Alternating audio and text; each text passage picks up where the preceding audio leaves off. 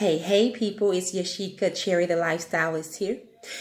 And I was just having a talk with one of my friends who had a completely horrible day because things had been thrown off. She started her day by waking up late, which threw off her having breakfast, which threw off her being able to meditate. Because of time, she wasn't able to get to the gym and exercise like she was supposed to, and her entire day was just pits, right? And as minor as that seemed, I began to think about how this whole lifestyle thing should work, right? Most of the time, when you think about it, your entire life is based on a program. It's a program that you set. It's a program that you set perhaps years ago, that your body has been in a routine, not just your body, but your mind has been in a routine of following, and it just kicks into autopilot in order to make this thing called life work, right? So therefore, when trying to make a lifestyle change, it only makes sense to embody a completely different program. Remember that nothing happens by chance. So just like my friend who typically wakes up at 6 o'clock in the morning, but ended up waking up at about 7:30, right?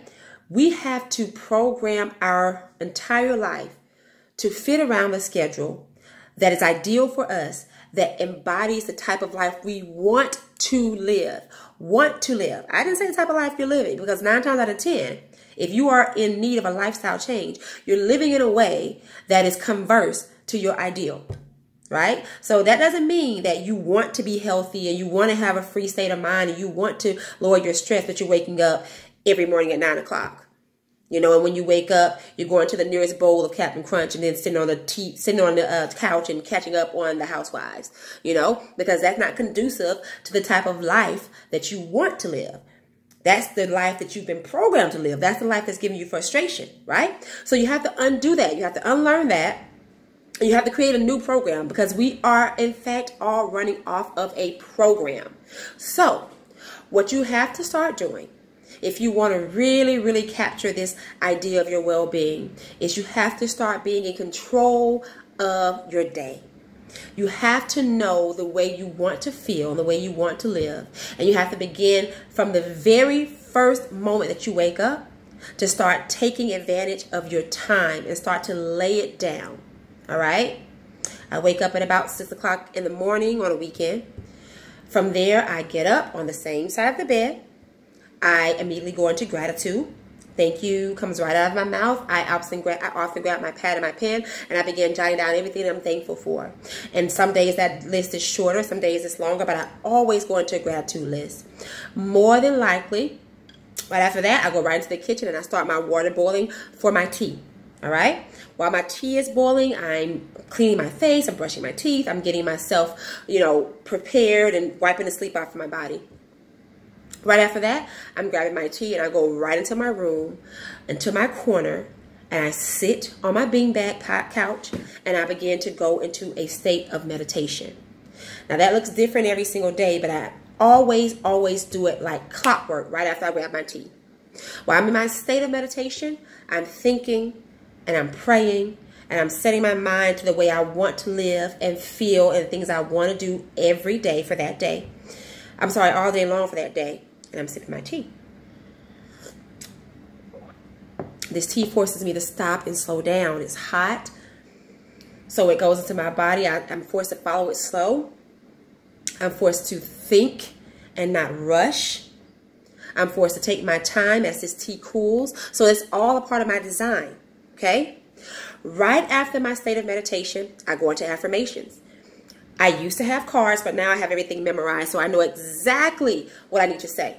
I start off every morning by saying, I'm reminding myself that I am a powerful spiritual being. I embody the essence of God right here on earth, and because I am a reflection of God, I am powerful. I am magical. I am beautiful. I am rich. I am wonderful. The list goes on and on and on and on. Right? I remind myself that I am happy, that I am creative expressions, that I'm adventurous, that I am bold, that I'm purposeful, that I'm intentional. I remind myself of this every single day before I even put clothes on my body. Okay? In my mind every morning when I'm meditating, I already see myself in a heightened state. And what creates that for me is knowing that I have to keep my energy high. right? So I already picture myself in the gym. I picture myself sweating out stress, relieving all tension. And so every single day it's easy for me to get to the gym and to release that.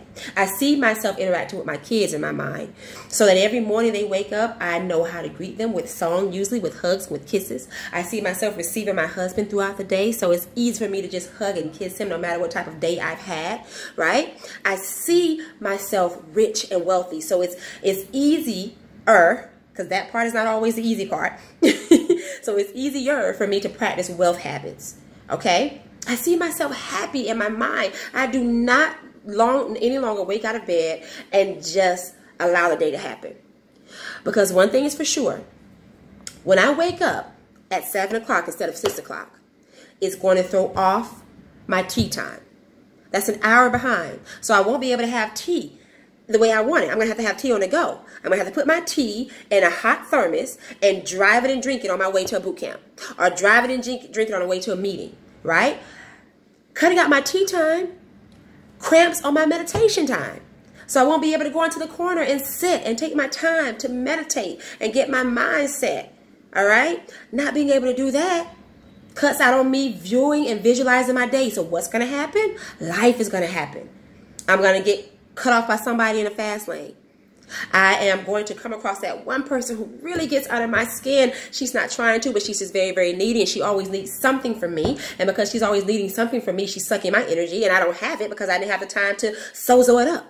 You know what I'm saying? So every little thing that does not happen in an intentional way affects the way I want my day to be. It affects the way I want to live. It affects my health. It affects my state of being. And so I cannot afford to just let moments get by. I cannot afford to just let things happen. That's what we're doing in life. We're waking up the same way we did when we were in college, when it was all about getting to class and taking a test, trying to get to the next level. And now we should be at the next level. But we're still practicing those same habits, ladies. Waking up just in the nick of time to make something happen. Eat breakfast, maybe, maybe not. You know? Walking around stressed and frustrated because we have no release and no time to let things go. No time to stop and think and let things filter. And it's time out for it. So I'm thankful that my friend shared her frustrations with me today, because it allowed me to be able to remember that when we are intentional about every single day, then we know what to expect. I know what to expect every single day because I create it. Every day, most days. Most days. When I don't create, I'm a grouch. And I'm not fun to be around, believe it or not. So I want to focus on intentionality every single day. Every day.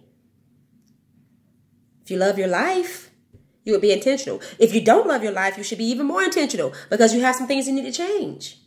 All right? So let's pencil in every single day meditation and mindfulness. Let's pencil in exercise. Let's pencil in the meals that we eat, because those meals and the type of food with substance, feed our moods.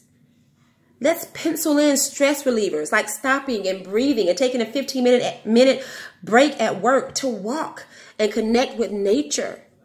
Let's pencil in journaling so that we're able to see our thoughts come out on paper, and then we know what to pray about and we know what to get released from.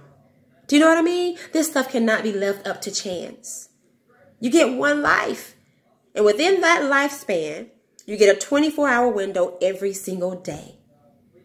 Our job is to do the most with it so we can make the most of it. All right? All right. Let's be intentional. Let's be great. Let's create synergy in our lives. Let's live well, ladies.